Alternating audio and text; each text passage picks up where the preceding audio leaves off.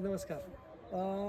ही माझी पेरूची बाग आहे. ह्या पेरूची बाग ही 3.5 वर्षाची आहे आणि हिलासुद्धा मी याच्या अगोदरपासूनच म्हणजे सुरुवातीपासूनच आपण हिला सेंद्रिय औषधं आणि सेंद्रिय निविष्ठा जी आहे ही वापरत होतो.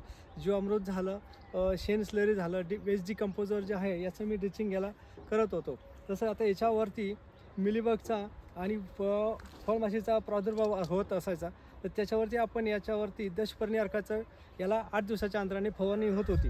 त्याच्यानंतर ह्या पेरूला मुख्यतः करून निमॅटोडचा प्रॉब्लेम येत असतो.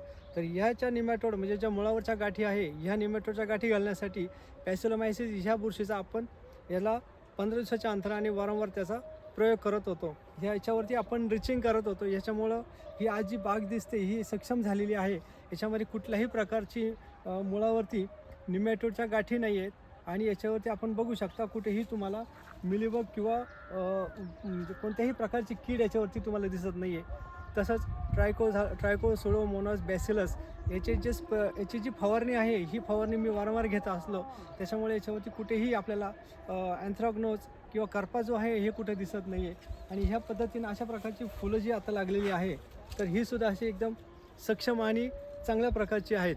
तर माझं एवढंच विनंती आहे की बाकीच्या शेतकऱ्यांनीसुद्धा ही रासायनिकचा वापर कमी करून सेंद्रिय शेतीमध्ये तुम्ही सेंद्रिय पदार्थांचा वापर करावा आणि याच्याबरोबर आपल्याबरोबरच जमिनीचं आरोग्य आणि आपलंही सुद्धा आरोग्य सुधारावं, एवढीच विनंती.